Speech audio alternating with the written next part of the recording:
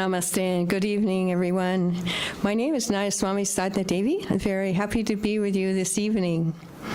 Today is the 80th anniversary of Swami Sri Yukteswar, Yogananda's guru. And for us, this is a very wonderful day. We have we like to have a commemoration ceremony each year on this day, and so we did this today. And this is also our Living Wisely, Living Well evening. So we'd like to share a little bit of it with you tonight. I would like to share with you a couple of stories about Sri Yukteswar. We know from the autobiography that he was known as someone who was rather stern with his disciples.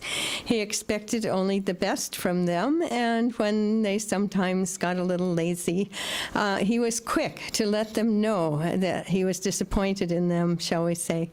And so we get an impression, perhaps, from reading the autobiography of a yogi that he was rather a stern taskmaster, and I believe that was the case. Yet, if we read further and we read some of the writings of Yogananda about Sri Yukteswar, we learn that inside he also held a kind heart, and he had a great love particularly for Yogananda as his disciple, and I'm sure he had this sort of love for many of his disciples. So I'd like to share something from my own life and my own experience with Sri Yukteswar.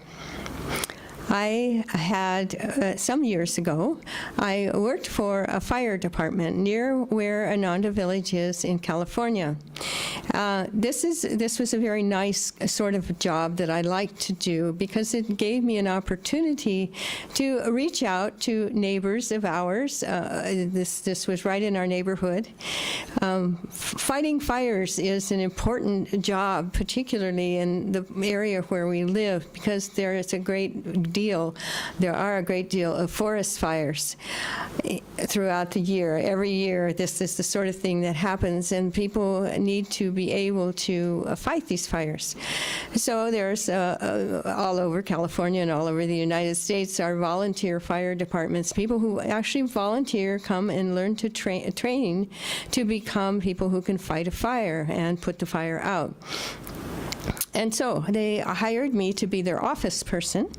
And so I spent some time, I ended up working there for 5 years.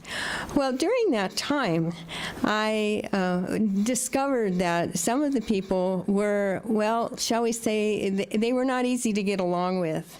They had a hard time getting along even with each other, not to mention other people who might come in to the fire department temporarily. They would spend a lot of time bickering and arguing among themselves.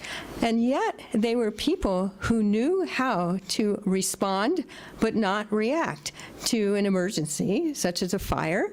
They were, as soon as the alarm went off, they would be there. And they seemed to come out of the woodwork. They would come out and put on their proper gear that they had to wear, fire retardant, and they had their tools in their hand. They were ready to get on the truck, and they drove off, and it seemed to me that it took only about 3 minutes from the time the alarm went off, and they were gone. And there was no yelling, there was no arguing, there was no bickering. They were working together as a team, and they'd been trained to be able to do this.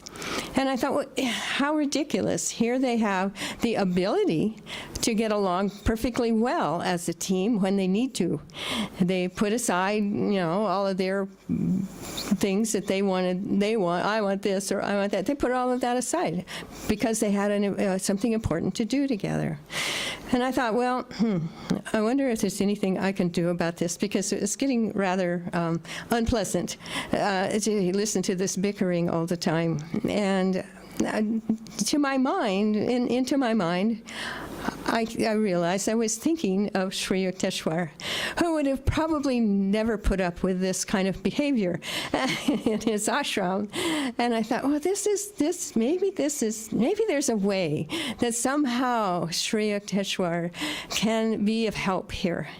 And so in the mornings after I meditated and before I went to work, I would visualize these people in the room where I would often find them to be bickering, and I would invite Sri Yukteswar to come into the room with them. And I pictured them all with lots of light around them, and certainly light emanating from Sri Yukteswar. And I saw them this way every morning before I went to work. And I found that in time, that things began to improve and things began to get a bit calmer. And they stopped coming to me to complain about this or that other person, or maybe even the fire chief, their own boss. They stopped doing this.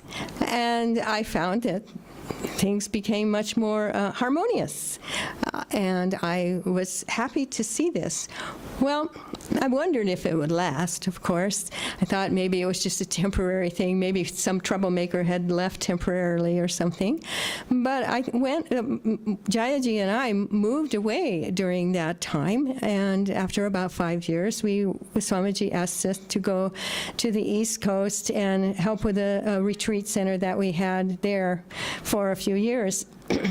And I would come back, of course, once in a while to Ananda Village in California, and sometimes I would stop in and say hello to my old friends at the fire department. And I asked them a couple of times, how are things going?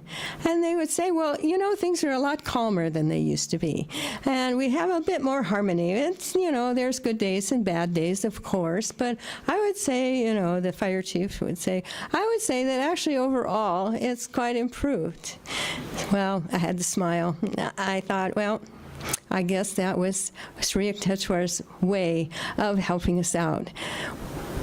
The avatars come here or are with us all the time, but they are somewhat hampered by the fact that they can't really speak to people, on the street, just as we can. And so we have to be their instruments.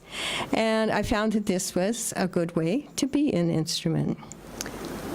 I had one more little story I'd like to share with you, too. Not too long ago, I met someone who I was needing to do some work with.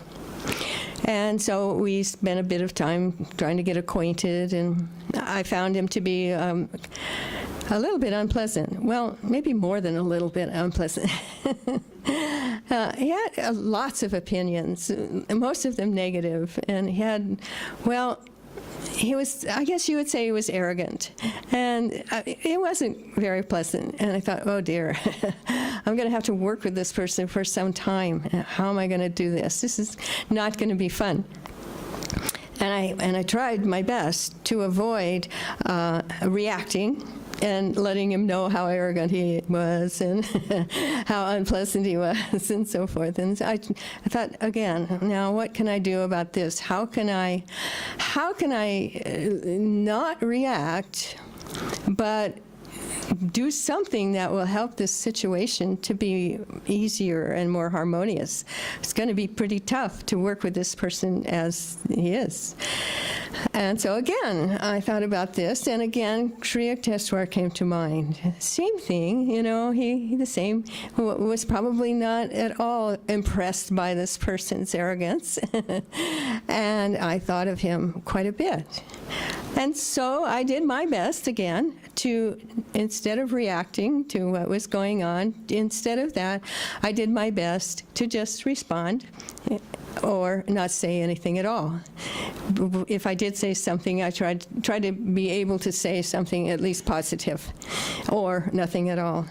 And so again, time went by, and I worked with this person, and again, he had lots of opinions, but But I did notice that they got a little softer.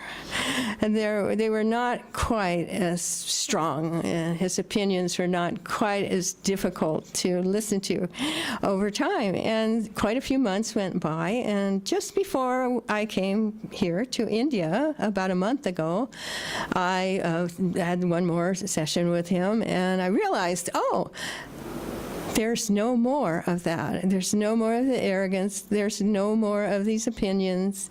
There's no more negative comments. Everything was quite harmonious. And again, I certainly can't, and I don't think any of us can take credit for actually changing a person. We can't do that. The only people who can do that are true avatars. But we can be instruments for the avatars. That's our job, as a matter of fact, as their disciples. It's our job to try our best to share that vibration with the people that we know, the people that we meet. And by doing that, then we bring out the best in those people. And they can themselves, they will grow, and they will grow by their own efforts. They will begin to draw through us. They will begin to draw the grace of the Guru. And so this was a very nice lesson in how the Guru can work through us, and not only our own Guru, Paramahansa Yogananda, but all the great ones that we have here helping us to share their grace with everyone who we see. I'd like to begin with a very short reading from the very beginning of the autobiography of a yogi, just reading the first paragraph, which I believe most of you know, some of you maybe even by heart. It's often quoted.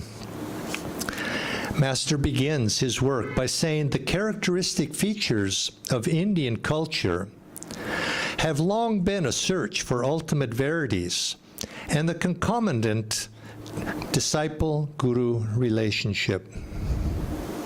My own path led me to a Christ-like sage whose beautiful life was chiseled for the ages.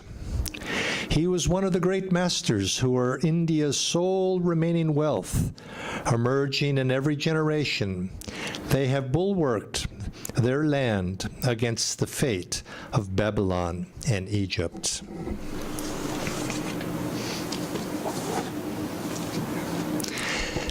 The autobiography of a yogi, as I read that the first time, and perhaps this is similar for you as well, I read the autobiography of a yogi as a manual, you could say, to the disciple-guru relationship.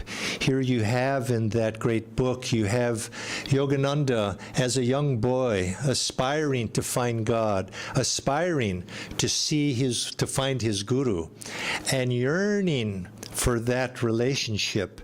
And as he grows, he goes out into various adventures to try to find his guru, until at last he meets Sri Yukteswar in Benares, and then comes under his training, and then a whole 10 years pass of his life in his guru's ashram, and then being prepared for a mission that has been ordained for him to take up, and then his going out in that mission, but yet always doing it in obedience to his guru. You could say he fulfilled or demonstrated in the autobiography of a yogi that quality that Swami Kriyananda also said about his life. Swamiji said, I would like to be remembered, if people do remember me in the future, he was a good disciple. That was all. Not anything else, not his music, not his writings. He was a good disciple. And if he felt that if he could fulfill that, his life would be complete in and of itself. And in essence, that is what Master is saying in the autobiography of a yogi, he's dedicated his life, in a sense, he dedicated that whole work to service to his guru. Sri Yukteswar, as we have listened to these readings today, he was a unique personality in that way. He was stern, yes, but he was also kind. That revealing passage of him, Yogananda asking for him to express himself in his love, I always found so sweet that as the way Master expresses it, that Sri Yukteswar wanted to escape because he knew what was coming from Yogananda, but then he reveals his love and expresses his love to Yogananda in that chapter. It was so sweet, so sweet. He had that side to him as well. And when I read the autobiography, of course, I came away with it more impressed with that stern side of him, perhaps that font of wisdom. And I suspect that I'm probably like many people. I don't know if I can say most people who have read the autobiography, but when you read it, you see that, yes, this is the story of a disciple trying to find his guru and expressing his life. But the central character, other than Yogananda himself, who's writing this, who is the central character in that book? You come away with a great respect for Sri Yukteswar and this longing, oh, if only I could meet such a great one as that. That was my feeling at that time when I first read it. I was riveted by Yukteswar's personality. I was riveted by that aspect of himself that was beyond personality, to the depth of his wisdom, the power of his presence. And I wished that, oh, if I could only find such a one as that. And in that longing, I empathized also with Yogananda. I found that my respect for Swami Sri Yukteswar in some way made me feel more in tune with Master, because I was side by side with him in spirit, you could say, of being a disciple of what that would be like. And so slowly I began to feel that sense of closeness also with Master. Yes, we have something in common. I too want to be a good disciple, and began to draw that quality to me. Sri Yukteswar plays a very central role in that autobiography, and he played a very, very important role as we see the line of Masters here on our altar, that bridge between Lahiri Mahashaya, who introduced these techniques of Kriya into the world, to Yogananda, who was the one to be able to take those techniques out into the world and spread them. But there had to be a bridge. It was divinely ordained that there should be such a one. Sri Yukteswar was born in 1855. He met his guru, Lahiri Mahashaya, and was initiated in 1883. He was a householder.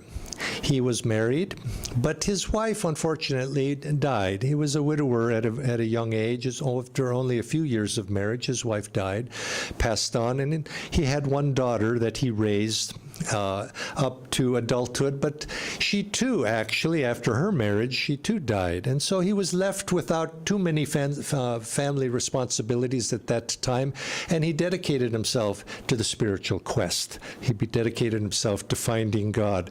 He went to college. He was born in Serampore, and he went to college in that area.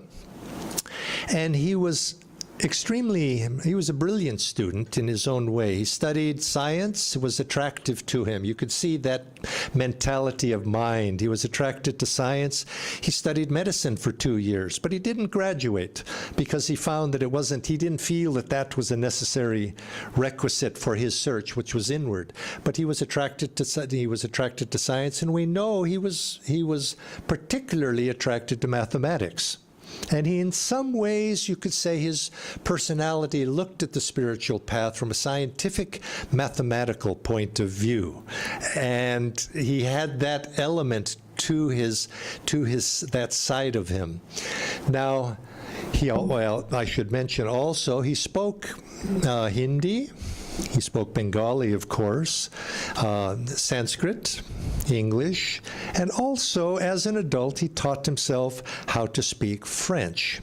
He had a keen interest in all things scientific, and particularly he was interested in the scientific advances of which he kept abreast of that were taking place in the world at large and in Europe at that time, and perhaps even in America.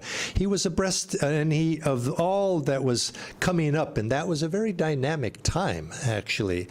And he admired that. And you even remember the story when he met Babaji in 1894 at the Kumbh Mela. He was at the Kumbh Mela, and he was being critical in his mind at that time of, the various sadhus that were there that were begging, and he had very little respect for that, and he was being critical. Wouldn't it be better, wouldn't it be better that if people put themselves to more useful tasks? And just at that moment, a young sadhu came up to him and said, "Sir, a saint here wants to speak with you." And so he went, and followed him, and he came to a young man who, of nice countenance, who turned out, of course, to be Babaji. And Babaji had read his mind, you see, and rebuked him a little bit about his critical attitude. He says, "Don't judge the whole world for the actions of a few."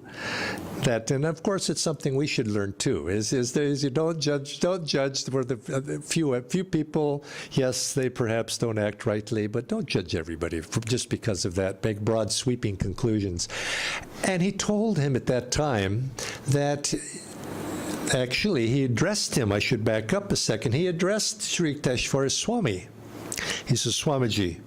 And of course, he was not a Swami at that time. Priyanath Karar was his name, but he addressed him as Swami. And he says, "Well, sir, I'm not a Swami." And Babaji told him, "Well, no one casts off that title to those who I give it." And so from that day forward, he became known as Karar Swami. And it was only sometime later, when he was formally inducted into the Swami order, that he became Sri Yukteswar. But so Babaji told him that he would be sent a disciple for training, and that he was chosen to play a particular role in the world at that time, and that this disciple would be sent to him. We know, of course, was Paramahansa Yogananda. Mukunda Lal Ghosh was sent to him. And he was also asked at that time, or directed perhaps, that he should write what was later published as The Holy Science, a book showing the parallels between the deeper mystical teachings of the Bible and the East in the Bhagavad Gita. And he did that as well, showing the deeper principles that unite religion on a fundamental level. Now, when Swami Sri Yukteswar was in college, he had a particular interest in the Bible. He did a very deep study of it. And of course, Babaji recognized this and wanted to use that as a bridge to show how the East and the West must come together in the future centuries to be able to uplift all of the world. The West must learn spiritual efficiency, and the East must learn material efficiency. And because Sri Yukteswar had that natural inclination of mind already, he was chosen to be that instrument to train someone to go to the West. Now, when we look at Sri Yukteswar's life, we can't help his personality. We can't help but notice that stern disciplinarian side of him. But there are other stories as well. I remember meeting Hari Krishna Ghosh, who was Yogananda's nephew.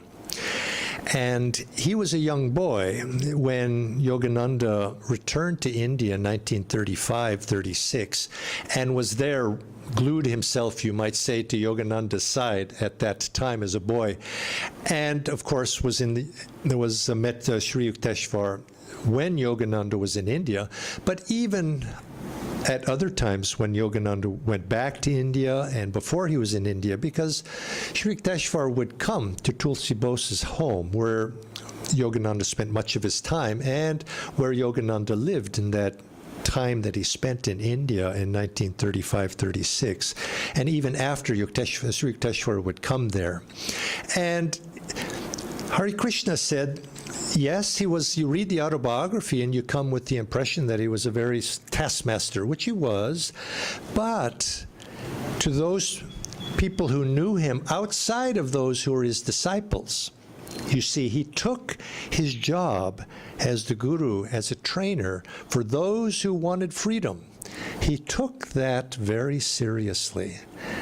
And just as Yogananda said, he would see, he saw his job as, you might say, the flattening of the ego, but it was uprooting it, you might say, that it's that all traces of egotism from the personalities of his disciples. But yet, outside of that context, Hare Krishna said that he was a very nice man. He remembers him particularly being very nice to children. He would often come with candies in his pocket, and he would distribute to the children always, and he was always noted for that. So they would look forward to his coming. And in all situations, he was very appropriate to people. He would be very kind. He would allow who the disciples might think were people that were quite foolish, to express themselves, and he would listen patiently. He would be very respectful to them. But with his disciples, he was a little bit more stern. Now, I mentioned that when I read the autobiography, I was very attracted to that side of him. And as I said also, I suspect others also, especially those who come to the autobiography when they're young. And I thought about that because I was relatively young. I read the autobiography when I was 22.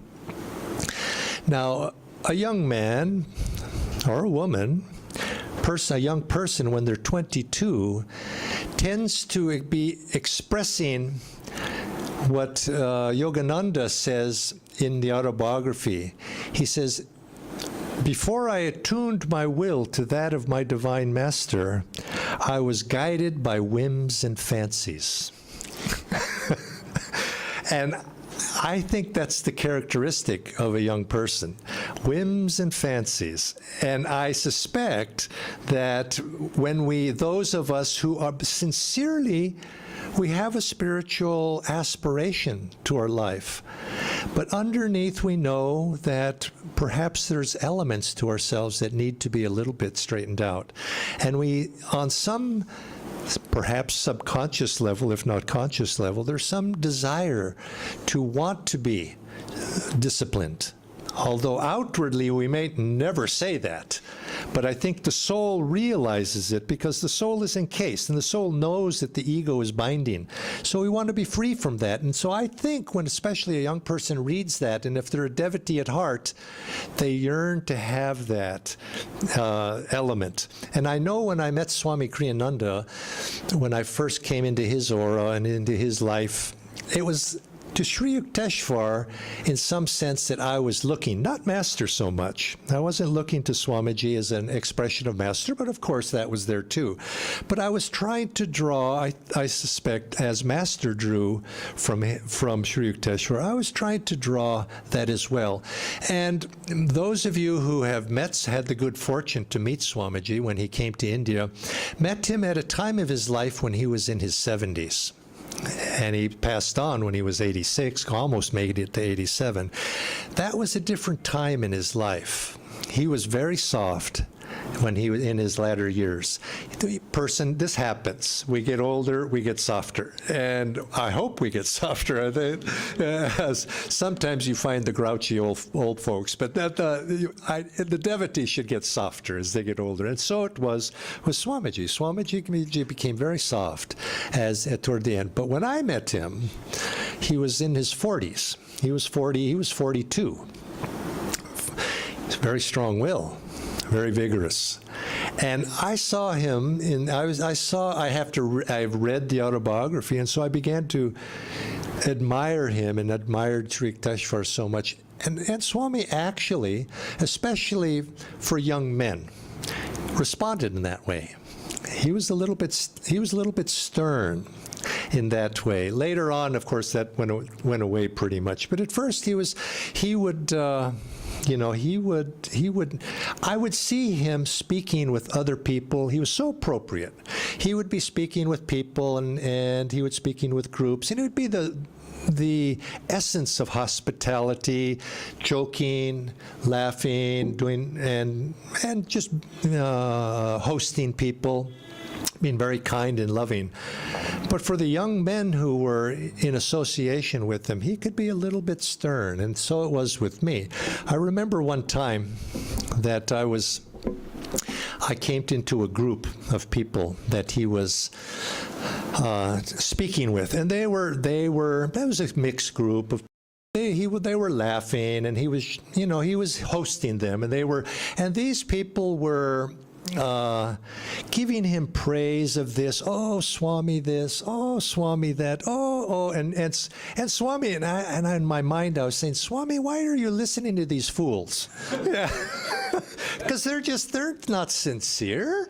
They're sycophants. You know the word they're sycophants, somebody who just, buttering somebody up to make themselves look good. And that was where my mind was like that. And I was listening like that, and I was going, God, it's terrible, terrible. And I was very critical in my mind. But I was sitting very over there, and while Swami was talking, he just glued on to me. And he looked into my eyes as he was talking. He held me, just looking into my eyes, for a long time. It seemed like a long time. It probably, and he just looked, and I could tell, it was sort of like mental transferring. He was saying, why are you being so critical? You know exactly what I'm doing here. Don't be critical. And he and then he went back, and I said, yes, I know what he's doing. He's being appropriate. This group of people, that's what they didn't understand particularly. And he was like that. Just a more recent story before Swamiji passed on. I spent the year 2009, late 2008 to 2009, and into 2010, helping to build that house, where he lived out at Watunde. It was a difficult job. That was a very difficult job. Foreign country, foreign situation, all sorts of obstacles. It tried me to my limit, but we got it done, and house came out okay, pretty good, and so it went, and since I was pretty much in charge of supervising this, making sure it happened, we got it done, and I felt okay, that we got it done. I was happy. So Swami moved in. He moved into the house. He didn't say anything. And I was sort of wondering, I wonder if he likes it or what, what are you going to, I was kind of sort of hoping he'd say something, and comment, but no comment. Until one day he was sitting in his living room, and I had to go over there to do something, to get something, fix something. And so I walk in, and he says, Jaya. I says, yes, Swamiji. Nice house. That was it. And I went, yeah. But at first, when I first knew Swami, I actually liked that sort of approach. You see, I liked that approach because I sort of was seeing this Sri Yukteswar side, and I liked that. And I came to respect that, actually quite a bit. And I came to the point where I saw that when he was really nice, sweet, and loving to one of the other young fellows, I thought, something's coming. And because that was, then you had to look out, because whenever you were having trouble, he was there to support you. He was there to help you. He'd be, and if you needed someone to be kind and sweet, he would do that for you. But you probably maybe were needing that at that time. Maybe you're having a hard time. So if ever Swamiji was really sweet and kind, I thought, oh, he must see something that I'm needing that, and I began to introspect. What is it? And what is it that I'm perhaps lacking or needing to reform in myself? And I always felt Swami Sri Yukteswar was like that, must have been like that too. He probably had that stern element, but underneath, the desire was not to hurt, not to flatten somebody just for the purpose of doing that, but it was because he wanted to help that person. He was a spiritual doctor, and that's how that he played that role in Master's life. And without that, Master would not have become Master and been able to fulfill that role. You could say they both came in as they did both came in as liberated souls. So was it all necessary to happen that way? That's a cosmic question I don't think we can answer. It was a divine Leela that had to be played out on the stage, played out for our benefit perhaps, to learn those lessons, to look back on it, to be able to meditate upon it. But he did come, and they did play out that role of guru and disciple. You might say the perfect guru and the perfect disciple. I'd like to conclude by reading. Went a little long. Is our audience still out there in online land? Anyway, this is called by Paramahansa Yogananda, Whispers from Eternity, My Guru. Though light of my life, thou camest to spread wisdom's glow over the path of my soul. Centuries of darkness dissolved before the shafts of thy luminous help. As a naughty baby, I cried for my divine mother, and she came to me as my guru, Swami Sri Yukteswar. At that meeting, O my guru, a spark flew from thee, and the faggots of my God craving, gathered through incarnations, smoldered and blazed into bliss. All my questions have been answered with thy flaming golden touch. Eternal, ever-present, satisfaction has come to me through thy glory. My Guru, thou voice of God, I find thee in response to my soul cries. Slumbers of sorrow are gone, and I'm awake in bliss. If all the gods are displeased, yet thou art pleased, I am safe in the fortress of thy pleasure. And if all the gods protect me behind the parapets of their blessing, yet I receive not thy benedictions, I am an orphan left to pine spiritually in the ruins of thy displeasure.